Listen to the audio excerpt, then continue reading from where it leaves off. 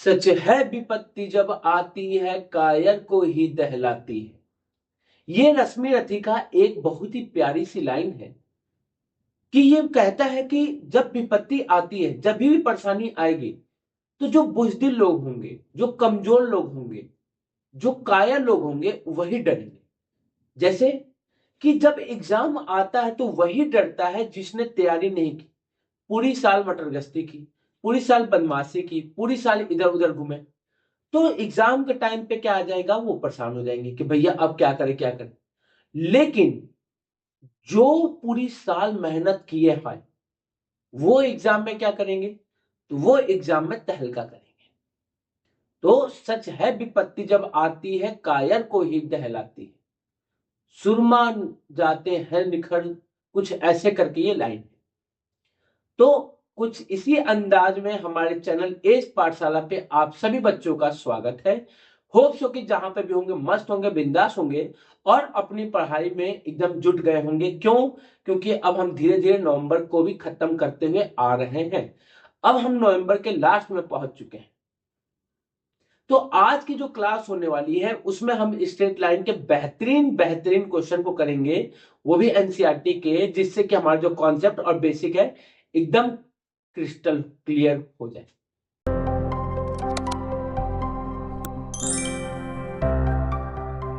तो आज अपनी बेहतरीन क्वेश्चन की जो रैली है उसको हम एक बेहतरीन क्वेश्चन नंबर 9 के साथ शुरुआत करते हैं। अगर हम नई बुक की बात करें तो क्वेश्चन नंबर 9 होगा और पुराने बुक की बात करें तो क्वेश्चन नंबर 10 होगा। हम नई और पुरानी दोनों बुक को मेंशन कर देना कि जिसके पास जो भी बुक होगा उससे कभी कंफ्यूज नहीं। क्वेश्चन क्या कह रहा है उसको समझिएगा। Find the equation of the line passing through the point -3,5। तो ये एक लाइन है जो कि -3,5 से क्या हो रहा है, पास हो रहा है। और साथ ही साथ क्या है, and perpendicular to the line through the points.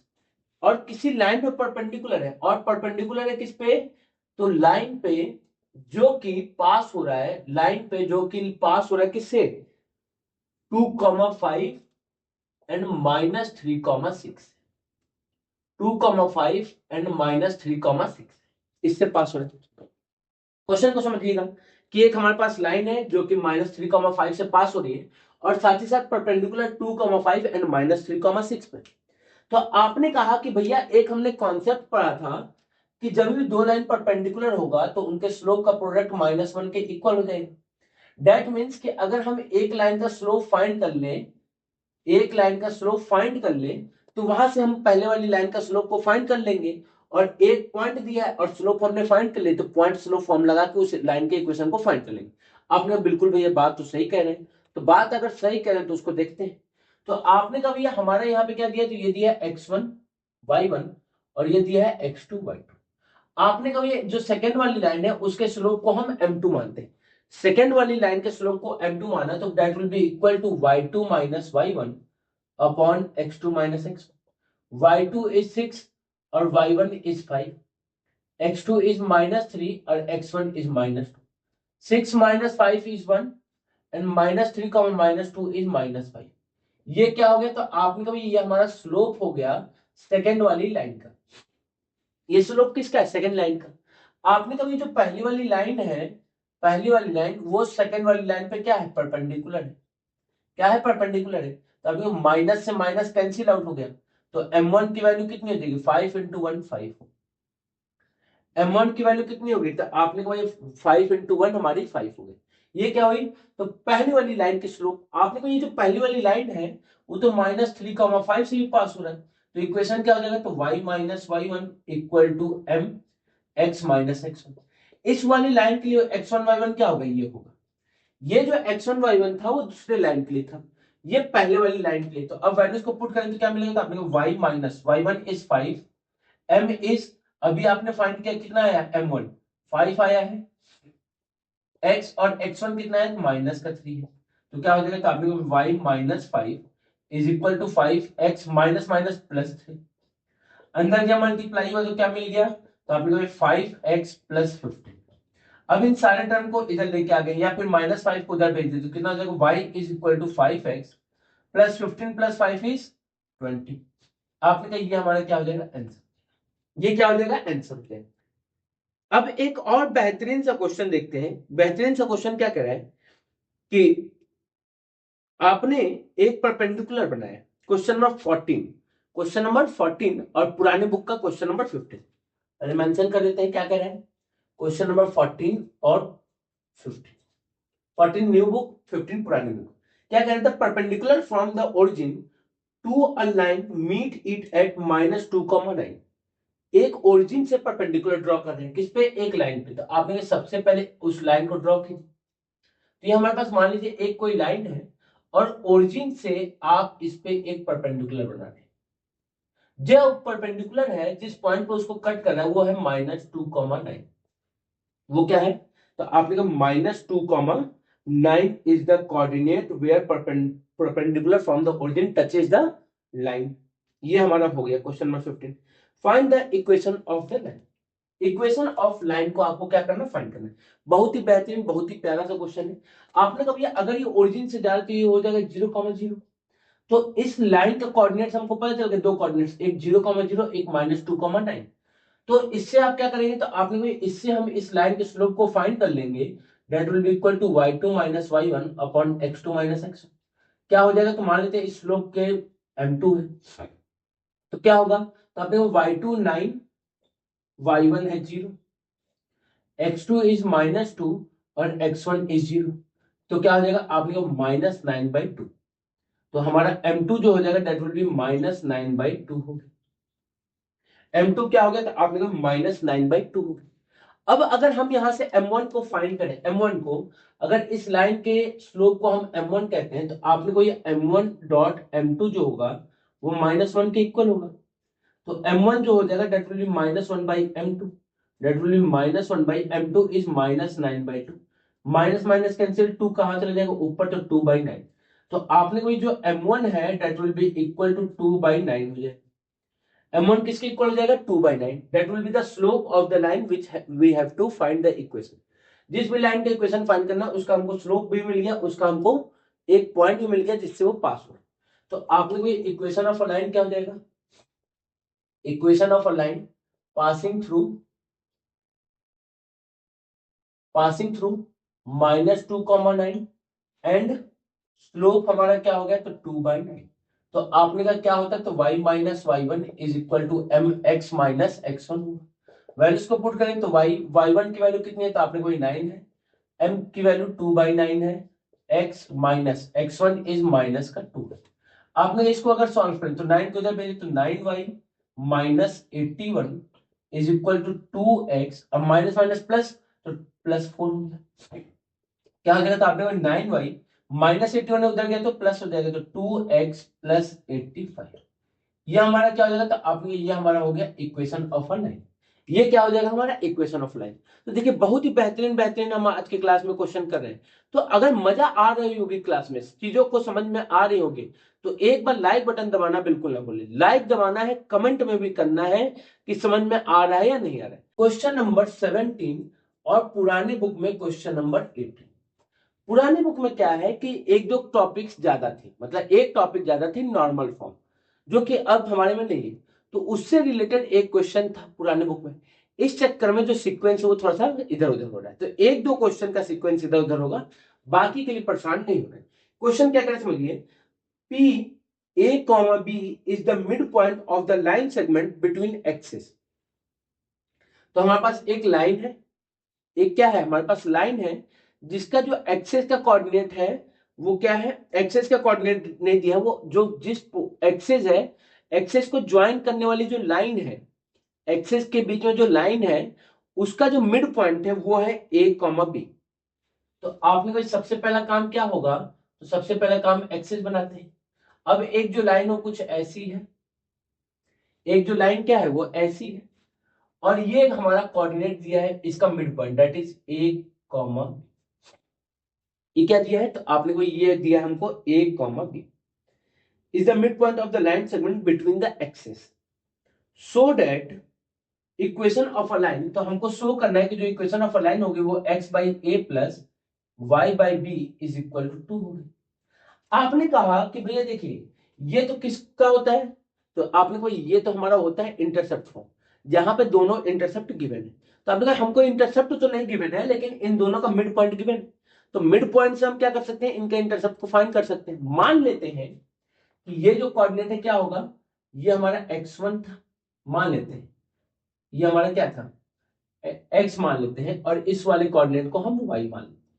तो आपने कहा इससे ये कोऑर्डिनेट क्या हो जाएगा, तो x, 0 होगा, और ये वाली कोऑर्डिनेट क्या होगी, तो आपने कहा ये 0, y होगा। ये हमारा x, 0 और ये 0, y होगा। आपने कहा कि भैया हमने क्या पढ़ा है, हमने पढ़ा है कि जो मिड पॉइंट होता है वो दोनों कोऑर्डिनेट के सम का हाफ होता है। तो अगर हम बात करें तो आपने को ये अगर इस अकॉर्डिंग मिड पॉइंट को फाइंड करना हो तो that will be equal to 0 plus x by 2, और इससे फाइंड करें तो आपने को 0 प्लस वाई बाई 2 हो जाएगा। तो क्या मिला, तो आपने को ये x by 2 comma Y by 2। अब हमने पढ़ा है कि अगर दो कोऑर्डिनेट आपस में इक्वल है तो इनका जो करस्पॉन्डिंग एक्सिस की वैल्यू होगी वो आपस में इक्वल होगी, दैट इज x बाई 2 जो होगा, अगर हम बात करें तो a कॉमा b जो है वो x by 2 comma Y by 2 के इक्वल है। तो आपने कोई जो x बाई 2 होगा वो a के इक्वल होगा, और y बाई 2 जो होगा वो b के इक्वल होगा। तो यहां से x की वैल्यू क्या हो जाएगी, 2a, और यहां से y की वैल्यू क्या हो जाएगी, 2b हो जाएगी। यहां से x की वैल्यू हो गई 2a, और यहां से y की वैल्यू क्या हो गई, 2b हो गई। आपने कहा हाँ बिल्कुल भैया बात सही है, एकदम सही बात है। चलिए अब आगे चीजों को देखते हैं। आपने कहा भैया अगर x2 है, a है, तो ये कोऑर्डिनेट क्या हो जाएगा, 2a, 0, और ये कोऑर्डिनेट क्या हो जाएगा, 0, 2। क्या मिल गया था, आपने कहा भैया आपने तो इंटरसेप्ट फॉर्म को 2 पॉइंट फॉर्म में बना दिया। मैंने क्या कहा था कि एक कॉन्सेप्ट पढ़ेंगे और एक ही कॉन्सेप्ट पे सारे क्वेश्चन को कर लेंगे, तो हमने इंटरसेप्ट फॉर्म को किसमें कन्वर्ट कर लिया, 2 पॉइंट फॉर्म में। तो आपने को अब हमारा क्या हो गया, तो equation of a line, equation of line passing through क्या है, 0, 2b एंड 2a, 0 है, 0, 2b एंड 2a, 0 है। अब क्या होगा, तो आपने को हमने पढ़ा है कि सबसे पहले हमारा काम क्या होता है, स्लोप को फाइंड करना। स्लोप क्या होगा, तो y2 minus y1 upon x2 minus x1 होगा। y2 क्या है, तो y2 आपने कहा ये 0 है, और y1 कितना है, तो 2b है। x2 कितना है, तो 2a है, और x1 कितना है, तो 0 है।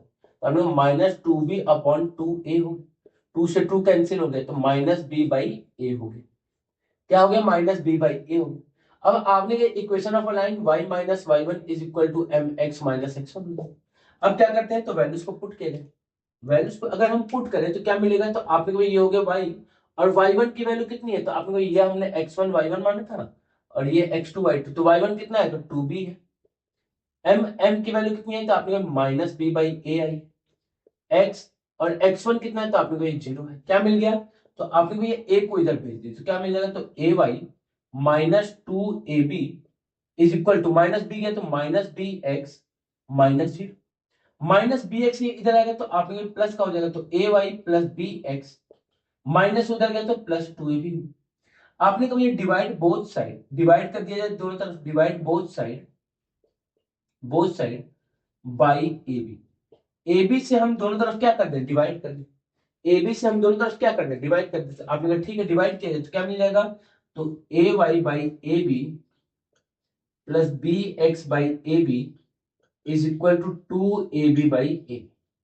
आपने को ये ए बी से ए बी कैंसिल आउट हो गया, बी से बी कैंसिल और ए से ए कैंसिल, तो क्या मिल जाएगा, तो x by A plus Y by B is equal to 2, X by A plus Y by B is equal to 2। और क्या यही प्रूफ करना था, आपने को बिल्कुल यही प्रूफ करना था। इसी के साथ क्या हो गया, हेंस प्रूफ। इसी के साथ क्या हो गया, हेंस प्रूफ। अब एक और क्वेश्चन है जहां पे कंडीशन आता है कोलिनियरिटी का, जहां पे कंडीशन क्या आएगा, कोलिनियरिटी का, कि भैया कोलिनियर प्रूफ कर दीजिए equation of a line use करके, स्लोप का यूज करके नहीं, इक्वेशन ऑफ लाइन यूज करके। तो उसको भी समझते हैं। तो चलिए अब हम करते हैं लास्ट क्वेश्चन इस टॉपिक का, क्वेश्चन नंबर 19, या फिर पुराने बुक होगी तो 20।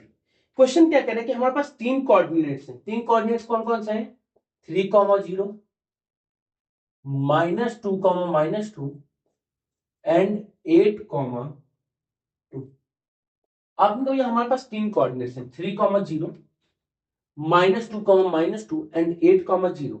अब हमको शो करना है कि तीनों लाइन एक ही पॉइंट पे लाई करते हैं, मतलब तीनों पॉइंट्स एक ही लाइन पे लाई करते हैं, दैट इज कोलिनियर पॉइंट्स हैं, but by equation of line. तो आपने सबसे पहले इन पॉइंट्स को मानिए, ये ए हो गया, ये बी हो गया, और ये क्या हो गया सी। ए हमारा 3,0 हो गया, बी हमारा -2,-2 है, और सी हमारा 8,2। आपने कहा कि भैया देखिए, अगर इसको प्रूफ बस ये करना होता कि कोलिनियर तो बहुत ही आसान होता, हम इन दोनों का स्लोप निकालते और इन दोनों का स्लोप निकालते और दोनों को इक्वल करके बात बन जाती। लेकिन इक्वेशन ऑफ लाइन से निकालना है तो थोड़ा सा दिक्कत भी नहीं है। क्यों नहीं दिक्कत है? आपने कोई देखिए, ये 3 पॉइंट्स दिए हैं एक लाइन का। हम मान लेते हैं कि हमको इक्वेशन बनाने के लिए सिर्फ 2 पॉइंट चाहिए, तो आपने कोई इसको x1 y1 और इसको x2 y2 मान लेते हैं।